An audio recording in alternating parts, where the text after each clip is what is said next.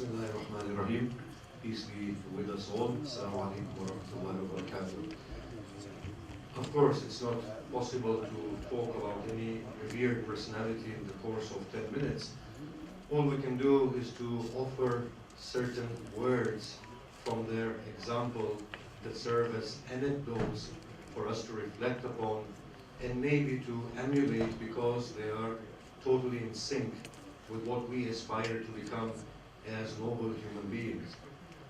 Now, even within the Muslim world, not a lot is known of who we call Imam Hussain, save for his journey towards Iraq and his epic battle.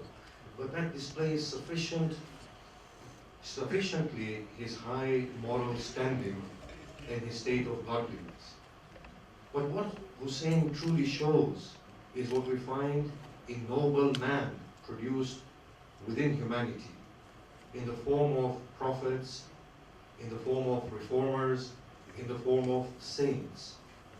He depicts that saintliness, that godliness, that humanity in the most adverse of situations that an individual can face.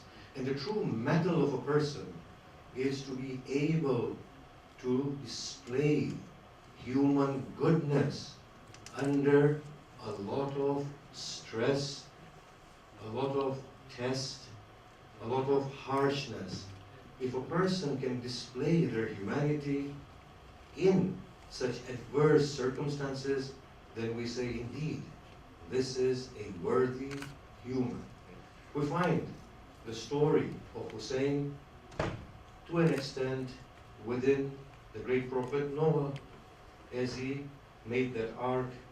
We find him in Abraham when he was flung within the pits created for him by Nimrod.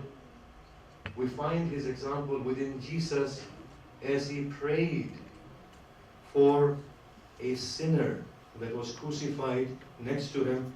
We find him in the example of the great Muhammad when he gave amnesty to his worst enemies at the conquest of Mecca.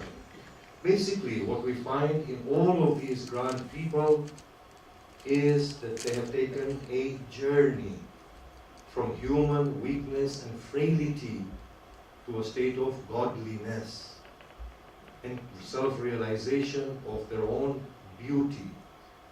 Hussain depicts aptly for us what we talk of in the journey of being created in the image of God and arriving at the pedestal of becoming God-like.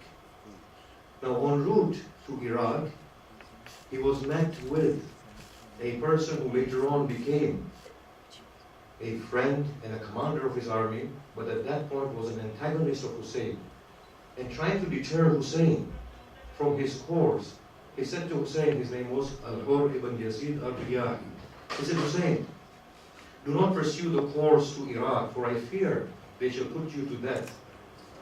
He stated, sufficient as indignity it is for you, O Hur, that you claim to be a free man, yet your nose is rubbed in shame with indignity of being subservient to despotic rulers. What blemish can come upon a man who intends the truth through God and the noble example of his prophet, and if death were to come upon him? It is better to die as a free man than to live under the yoke of oppression and indignity. Then, again, we find his wonderful example. His friends and family have been killed, we see from his epic battle. But his young daughter thirsts and thirsts to death. He makes way within a small river of Al-Qama. And these are the scenes that we find. The state of human nobility before a state of godliness, that a human being values his prestige, self-worth, and dignity to a stage that they do not bow to any desire and have that control even at that moment where they don't let go of righteousness, self-worth, and dignity. We see this depicted within the transmissions of his battle.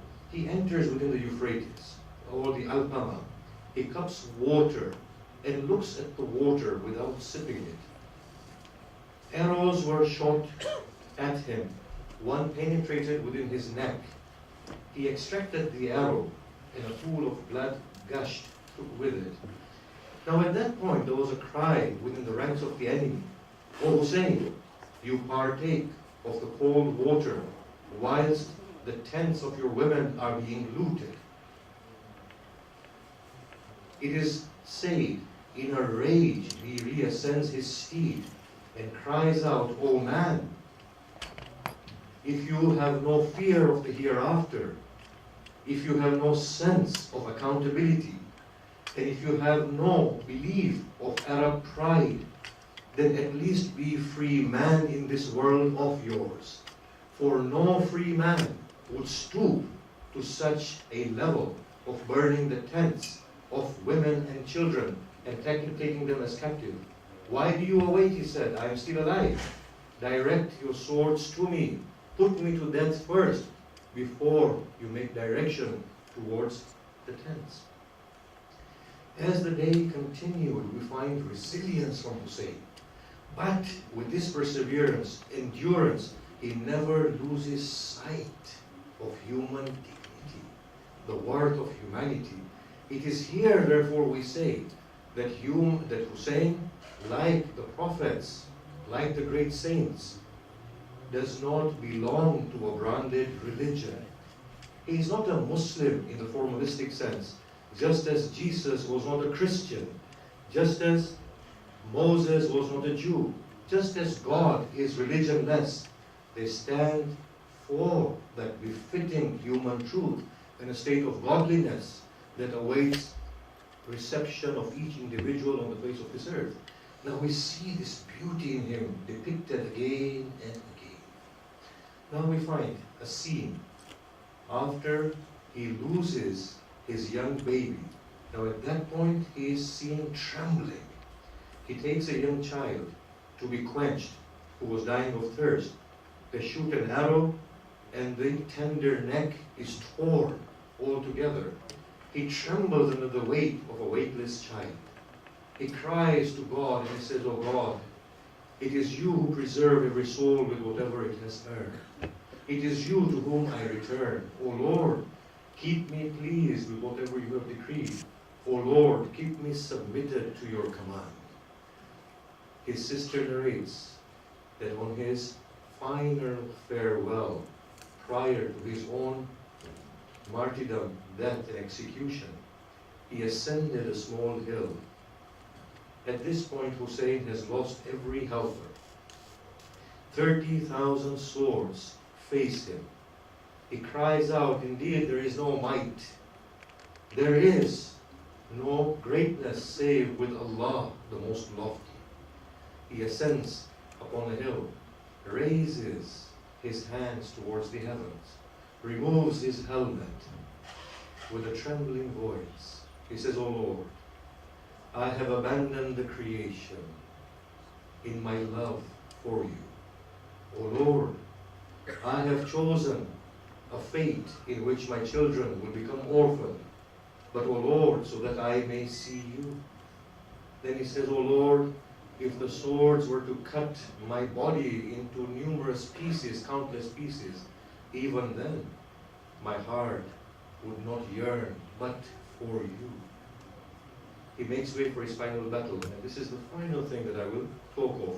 Until here, you see the display of great humanity, a person with utmost self-respect, dignity, but now you see this great soul verging at the thresholds of godliness, that great point that is destined for all of us, where we prefer the others over ourselves.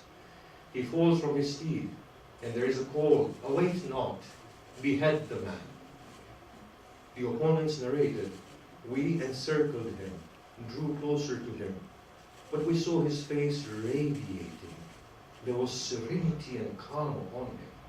His lips were seen moving in the eulogy of our Lord. The thought of the beauty about him distracted us from beheading him. At that point, the general said, I drew near to him, and I remembered something from my own scriptures. I went to him and I said, oh man, may you be a grandson of an apostle that was promised to us within our scriptures. He said, indeed I am that. I asked him, is there forgiveness in your heart for me at this point? He said, indeed I have forgiven you for the sake of God. Such was Hussain, and such was his example that makes him universal and makes him transcend religion and faith, a true champion and an exemplary of the human spirit, and a person who arrives at that noble pedestal of godliness where mercy, compassion, altruism become the absolute trait of his beautiful soul. Thank you all very, very much.